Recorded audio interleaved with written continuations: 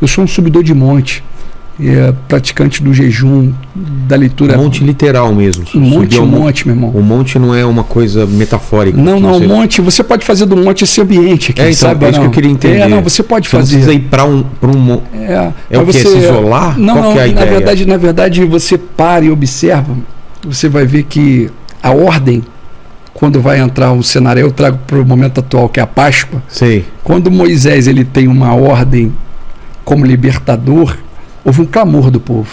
Por isso que eu falo, leva o povo a clamar e haverá vitória. E ele estava no Monte Horebe.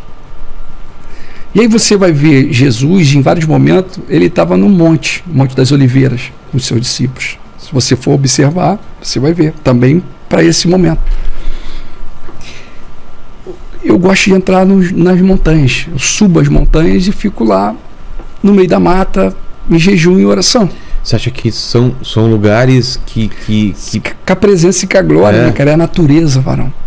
Quando você sai, é como se você estivesse saindo da tua tenda. Sai da tua tenda para você poder enxergar tudo que tem aí. Contempla as estrelas agora. Porque você pega hoje nas cidades, se nós sairmos daqui agora e formos para a rua aí, você vai ver que você não consegue ver mais o céu. Não vê estrela, não vê nada. Mas por quê? Por causa das luzes, da iluminação.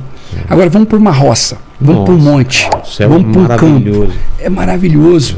E você, em determinado momento, a ordem é para que você olhe para o céu, porque haverá sinais e maravilhas. Eu fui para, uns 2 meses atrás, fui para a Serra da Bocaina, cara. Nossa! Eu não lembrava quanta estrela tinha no céu, cara. É maravilhoso, é maravilhoso, assim. É maravilhoso. É maravilhoso. Então, quando eu pratico isso tudo, meu irmão, isso me traz intimidade, entendeu? Isso me dá força. Mas tem a ver com o jejum também? Ou tem não? A ver, sim. O jejum é importantíssimo, irmão. O jejum, varão, existe castas de demônios que só saem com jejum e oração. Isso é um ensinamento bíblico. Porque é uma forma de você enfraquecer a carne e deixar o espírito isso, meu irmão. mais forte? Exatamente. Você é carne e aqui tem espírito. Ao estar se alimentando, você está alimentando a tua carne. E culturalmente ensinaram para a população que você tem que tomar café da manhã, você tem que almoçar, toma um café da tarde, janta, depois tu vai ceiar e aí tu deita para dormir, né? Conclusão, meu irmão, quando eu comecei isso, você está alimentando a tua carne. E quando eu aprendi o poder do jejum, você para e observa, em determinado momento, quando Jesus ele foi batizado, ele foi levado pelo Espírito Santo ao deserto. Então, qualquer deserto que o ouvinte esteja aí agora passando, quem te levou para esse deserto foi o Espírito Santo. Então, qualquer provação que você esteja vivendo agora... É a tua prova, a tua dificuldade agora. Tá. O que você está... O desemprego, a falta do teu amor, a doença, a enfermidade, qualquer que seja a aflição de agora que está te trazendo o desejo de se suicidar. Porque as pessoas hoje estão se suicidando. Por quê, Daciolo? Por não conhecer a palavra do amor. Por não saber que agora, do teu lado, está Jesus Cristo e o Espírito Santo. Ele quer fazer morada. Por não ter conhecimento que ele está ali assim, ó. E porque tem uma guerra espiritual acontecendo. Sim. E aí agora, quando você está falando, está rompendo isso tudo. A pessoa começa agora a sentir paz. Porque o Espírito Santo, ele fala, ó, Jesus, ele fala, eis que eu estou à tua porta e bato. Se você abrir, eu vou entrar e vou fazer morada. Você entregar o caminho ao Criador, você viver Ele, você respirar Ele, é Ele que vai te dar é Ele, meu irmão. Ele fala para você só em tudo dai glória.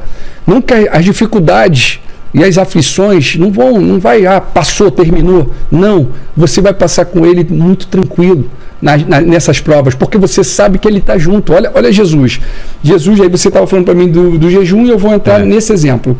Você observa, Ele foi batizado nas águas, o Espírito Santo de Deus o conduz ao deserto. Em determinado momento, Jesus teve fome. Então, subentende-se que ele estava bebendo alguma coisa. Sim. Satanás vem e fala o que para ele? Transforma essa pedra em pão. E ele fala, nem só de pão viverá o homem. Então, a prática do jejum, você observa, Jesus ele ficou 40 dias ali no deserto bebendo água e não estava se alimentando. Um dia um varão chegou para mim e falou assim, olha, Daciolo, eu vejo você como um homem de Deus. Você pratica o jejum, né? Eu falei, pratico, varão. E um homem alto, forte. Ele chegou para mim e falou assim, você já fez os 40 dias de jejum de água? Eu falei, pô, como assim, varão? Ele falou assim, você já fez? Eu falei, pô, não. E aí eu olhei para ele e falei, você fez, varão? Falei para ele. E ele falou para mim, forte e pesado até. Ele chegou para mim e falou assim, fiz, da senhor, fiz. Ele falou, pô, tu fez, varão? Ele falou, fiz, da senhor. Eu falei, amém, meu irmão. Aí aquilo mexeu comigo. Eu parei e falei, pô, se esse varão fez, meu irmão, eu vou fazer. Aquele varão me trouxe. E aí eu entrei nesse jejum. Eu fiquei 40 dias na água e água de coco, varão. E aqueles momentos foram momentos especiais, varão. E eu não parei de fazer nada. Primeiro dia dói um pouco, segundo também, depois vai ficar dormente e você vai começar a flutuar, sabe, varão? Você começa a viver um momento que eu falo aqui, olha, pratiquem, façam. Começa, não precisa ser. Dias é começa, mas faz um dia. Entra mas não 3 é só dias. Fazer o jejum, né? Não, você está em busca. É buscar alguma coisa. Você está ali em busca, mas a tua busca ali, na verdade, meu irmão, é porque o plano espiritual tem um domínio sobre o plano carnal. O homem vem para matar, o plano espiritual domina por completo o plano carnal. O Espírito Santo, o maior tesouro hoje deixado na terra, chama-se Espírito Santo, que dinheiro do mundo não pode comprar. O homem mais rico do mundo não pode comprar. O Criador, ele fala que ele é o mesmo Deus de ontem, hoje será eternamente mesmo o Criador, que cura, salva e liberta. Tu imagina, agora eu estou falando para pessoas que estão talvez com uma enfermidade terminal, e essa pessoa tem muito dinheiro. O dinheiro do mundo dessa pessoa não vai comprar a cura dela, mas o Criador, meu irmão, o Ial das causas impossíveis, quando ele coloca a mão dele, meu irmão, ele limpa. Sempre foi assim. Hoje a minha maior busca, varão, o que eu vivo hoje é porque eu ainda não vi o morto ressuscitar. E eu creio que ressuscita, varão. Eu já presenciei cura de pessoas em estado terminal, como servo do Deus vivo, anunciando a palavra e elas serem curadas. Entendeu? Eu vivi isso na minha casa, com a minha esposa. Entendeu, meu irmão? Minha esposa, ela, em 2018, na época da eleição, ela foi diagnosticada com leucemia. Entendeu, meu irmão? O Criador, hoje ela tá curada. Caramba, entendeu? Para honra e glória do Senhor Jesus. Mas o Criador, na vida dela, ainda proporcionou a medicina. E com a medicina ele proporcionou o doador. O doador chegou e foi 100%. Ela hoje não tem mais a leucemia no sangue. E hoje ela está curada. Mas existe a cura que passa-se apenas pelo médico dos médicos. Entendeu, meu irmão? O homem diz não, mas a última palavra é do Criador. Meu maior desejo hoje, as pessoas falam assim, depois da minha atitude de ter dado meu voto ao Ciro, muitos amigos, muitas pessoas políticas falaram, Daciolo, você foi bobo, cara, você é burro, o que você é? Pô, você teve milhões de votos, como é que você faz isso e você não negociou cadeira, você não tá, e agora, como é que vai ficar? Eu falei, meu irmão, tu acha que alguma cadeira tem mais valor do que a vida do Ciro Gomes para Jesus? Falam para mim. Diz para mim alguma coisa nesse sentido. Eu não estou preocupado com a cadeira, eu só falo para o Criador, eis-me aqui, Pai. Eu estou aqui para anunciar reino. Eu creio que dentro do cenário político, porque a palavra do Criador fala que quando o justo governa, o povo vai se alegrar. Essa fome vai sanar. A miséria vai sanar. Porque o que você pensa para você, você vai querer para o próximo. É aquele cenário. A primeira ordem divina é amar ao Criador acima de tudo e de todos e o teu próximo como a ti mesmo. Você vai começar, aqui eu estou com um copo d'água, então se eu estou bebendo água, eu tenho que proporcionar água para todos, meu irmão. Se eu trabalho, então todos vão ter que trabalhar. Se eu estou comendo, então todos vão ter que comer. Quando um grande líder pensar assim, então nós vamos ter uma grande vitória. E aí eu fujo do cenário religião e entro para um cenário que a solução pode ter um entendimento. E eu tenho me segurado para não falar coisas futuras. Entendeu, meu irmão? Mas por que, Daciolo? Porque são coisas piores que estão por vir. O quê? São coisas piores que estão por vir. Mas tem um detalhe. Se você levar o povo a clamar, pronto. Leve o povo a clamar. Olha a Páscoa, o cenário da Páscoa é passar por cima. Do que está falando, Daciolo? Eu vou voltar em Moisés. O povo estava sendo oprimido. A primeira Páscoa é o Antigo Testamento. O povo estava sendo oprimido. O povo clamou no Egito. Escravos, sendo oprimidos.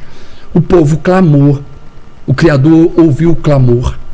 Ele fala, se o meu povo que se chama pelo meu nome se humilhar, orar, buscar a minha face, se afastar dos seus maus caminhos, do céu eu ouvirei, perdoarei os seus pecados e sararei a tua terra. Meu irmão, o Criador está pronto para entrar. O plano inimigo da nova ordem, é matar. Mas o plano de vida do Criador é vida. Você vê o tempo todo em Gênesis, no 6º dia, criou o homem, a sua imagem e semelhança, homem e mulher o criou, e falou: sejam férteis e multipliquem-se, encham e subjuguem a terra. E no final, antes de chegar o 7º, que era o descanso, ele fala: e viu o Criador que havia ficado tudo muito bom. Então a ordem divina é multiplicação, mas o Satanás, ele quer morte, ele quer caos. Então o que eu enxergo nisso tudo, que a minha missão é poder levar a palavra de amor, e aonde eu tiver oportunidade para anunciar reino e para poder visualizar os sinais e maravilhas que o Criador faz por intermédio de alguém, e eu falei: Pai, eis-me aqui. Eu quero poder, meu irmão, eu me vejo assim, ó, eu consigo me visualizar num lugar muito grande, com uma multidão de ateus, uma multidão de católicos, de evangélicos, de espíritas, de umbandistas. Na política? Não. Eu vejo, meu irmão, independente aonde eu estiver. Onde você estiver, pode ser. Aonde eu estiver. Eu respeito muito a questão do Estado ser laico. Quando você fala o Estado é laico, é a liberdade da expressão religiosa. Eu só estou falando de amor. Eu estou pregando vida. Eu estou dizendo para poder dizer para todos que o dia de hoje especial da Páscoa, que é vida, que ele está vivo. Quando nós começamos a falar exatamente de Moisés, você vai ver que vem as pragas. Só que o faraó nunca que libertava o povo. Mas quem estava endurecendo o coração do faraó era o próprio Criador. Porque ele disciplina que ele ama, meu irmão. Tem um propósito. Nas adversidades, na tua aflição, na tua dificuldade, no teu deserto, ele está do teu lado, mas ele manda dizer: eu estou apenas te disciplinando, eu te amo. Entendeu? Olha aí, escuta aí o que meu servo está falando hoje, olha o que o cabo da senhora está falando aí agora. Ele está mandando eu dizer agora para quem está ouvindo agora: Jesus te ama, Yahshua te ama, Yahweh te ama. Yahshua? Yahshua. Eu tô num momento, varão. Eu cheguei em um momento, olha que eu estou vivendo. Eu fui batizado, eu aceitei Jesus falando a palavra a Deus e falando Jesus. Certo. Eu vi demônios sendo expulsos em nome do Senhor Jesus. Eu vi sobrenatural em nome de Jesus. Você viu essas coisas? Eu presenciei, eu vivo isso até hoje. Entendeu? Se nós sairmos, vamos para um ao vivo na rua e vamos para um lugar de aflição, e você vai ver que dentro daquelas pessoas tem demônios. A ordem divina, no capítulo número 16 de Marcos, que nós estamos citando Marcos, uma das, que é o ir de pregar o evangelho, ele fala que expulsarão demônios. As pessoas hoje, o que tem de desviado hoje na rua, possessas de demônios, e que homens e mulheres do Criador, que estão dentro de igrejas fechadas em 4 paredes, cheio do Espírito Santo, cheio da unção, com conhecimento, e não estão fazendo o ID e a autoridade que foi dada, porque o ID é isso, meu irmão. Sai agora e começa a anunciar reino. Coloca a mão nos enfermos, quem vai curar é o Criador. A sombra de Paulo curava. Ah, mas foi Jesus. Mas a sombra de Paulo curava, meu irmão. O pessoal ficava correndo até Paulo. Quanta passagem de Paulo. Para e pensa em Paulo. Pensa como cristão. Pensa agora como a base do Bolsonaro, que é evangélica, que são muitos que me amam também e que não estão entendendo até o momento, não estão entendendo por que o cabo da senhora desistiu da sua campanha e deu seu voto ao Ciro. E eu venho dizer: mais importante para mim são almas. Eu sou anunciador do reino, meu irmão. E aí você pega então um grande perseguidor, Saulo, que é homem mais do que esse que perseguiu a igreja, varão. Olha como é que esse homem perseguiu. Mas aí Saulo teve um encontro com Jesus. E aí? Quando ele teve um encontro com o Criador, foi o maior pregador, meu irmão. A palavra aqui, o Novo Testamento quase todo é Paulo. E aí? E é tão interessante que você vai ver que isso acontece no capítulo de número 9 de Atos dos Apóstolos. No capítulo número 10, você vai ver que Pedro, ele foi chamado por Cornélio, que teve uma visão com um anjo, e aí pede para chamar Pedro em Jope. Houve a cura ali do Enéas. Enéas era paralítico há 8 anos, foi curado, entendeu? Paulo Ali era Pedro, estava curando. E aí no 9 eu estou falando de Paulo, ele se converteu, veio para Jesus e já sai a anunciar, já começa anunciando. Tá? E até nesse momento de Paulo, eu não quero trazer confusão para quem está ouvindo, mas no momento de Paulo, ele fica cego, com uma escama nos seus olhos. Porque ele viu uma grande luz a caminho de Damasco. Aí, quando ele entra em Damasco, o Criador manda Ananias ir lá. E Ananias diz não. Como assim? Esse homem é um grande perseguidor, ele veio aqui para prender a gente. Ele falou, eu sei o propósito que eu tenho na vida desse homem. Eu sei o instrumento que ele é para mim na terra. Eu sei o quanto esse homem vai ter que padecer por causa do meu nome. Assim é na vida de Ciro Gomes. Como é que um crente não consegue ver isso, varão? Que eu quero anunciar reino, eu quero anunciar a palavra de amor, varão. Como é que eu não vou ver isso? Eu estou pronto se for necessário, nunca mais vim candidato a nada. Tá ótimo. Aquela alma para mim, a família dele, a casa dele, já é tudo para mim. Eu quero chegar do outro lado, poder me encontrar com o Criador e perguntar se eu cumpri a minha missão. E aí eu vou além. Aí eu chego no capítulo número 10, eu tô justamente com Cornélio, tendo uma visão de um anjo, mandando ele até Jope chamar Pedro, que estava na casa, também conhecido como Simão, que estava na casa de Simão, o curtidor de couro. É isso, é esse o cenário. Aí Pedro, o Cornélio chama alguns dos seus servos e manda ele ir até Jope. E quando eles estão chegando em Jope, o Pedro, ele tem uma visão de um lenço, um lençol caindo, pendurado pelos 4 cantos. E ali tinha várias espécies de répteis, de quadrúpedes, E aí o Criador chega para ele e fala assim, agora tu pega aí, mata e come. Aí ele fala, não, senhor, não vou fazer isso, não vou me tornar impuro. Aí ele falou, não chame impuro o que eu estou falando para você fazer. Aí logo ele sai da visão sem entender. Aí o Espírito Santo de Deus fala para ele, olha, tem pessoas batendo aí na porta, você recebe eles e vai com eles porque eu tenho uma missão para você. E ele vai até a casa de Cornélio. Na casa de Cornélio eu estou falando de gentios, meu irmão. Crente, ouve isso aqui, por gentileza. Ele vai na casa dos gentios. Ninguém pregava para os gentios. Gentios são quem? Aqueles que não são israelitas. Tá. É todo povo que não é israelita, é o gentio. Ele foi lá dentro da casa, ele começou a anunciar, perguntou para Cornélio, por que vocês mandaram me chamar? Cornélio revela que o anjo falou que ele tinha algo para falar. Ele começa a falar de Jesus. Ele começa a pregar de Jesus. Ele começa a falar que Jesus, olha, verbaliza Jesus, aceita Jesus, porque ele está levando o teu pecado, está levando o pecado da tua casa, da tua família. Cornélio, olha que coisa grandiosa de Pedro. Pedro, ele foi tão grande que quando Pedro chegou na casa do Cornélio, Cornélio tinha separado só a parentela e tinha separado também amigos íntimos. Quando Pedro chegou, Cornélio saiu correndo até Pedro, se ajoelhou aos pés de Pedro. Pedro parou e fala, levanta, meu irmão, levanta, porque eu sou homem como você, varão. Varão, a grandeza daquele homem levando a palavra de amor. Quando ele começa a pregar, quando ele começa a anunciar a Jesus que levou sobre si as nossas doenças, as nossas enfermidades, o que nós estamos vivendo hoje, nesse momento, você sabe que em Israel o dia ele é contado no final do pôr do sol. Então você pega o pôr do sol e o pôr do sol você fecha 18 de hoje e 18 de amanhã e você fecha um dia. Aí que você vai fechar o dia, é diferente. O cenário é esse. Meu irmãozão, Cornélio e toda a sua parentela naquele momento ali, quando Pedro começa a anunciar, do nada, eles são batizados com o Espírito Santo. Aí ele fala, pode alguém negar a água para eles? Porque aquilo ali foi surpresa para ele, também para todos. Eles são batizados. Da Senhora, tu vai chegar onde? Eu vou chegar no capítulo número 11. Por quê? Porque a igreja vai para cima de Pedro. Por que ele entrou na casa dos gentios para anunciar reino? E aí Pedro começa a revelar a visão que ele teve. Aí todo mundo falou, meu irmão, então Jesus é Jesus de todos. Porque Jesus é Jesus da esquerda, da direita, do ateu, do católico, do espírita, do bandista, de todos, varão. Estão tomando posse como é meu, para, varão. Para, varão.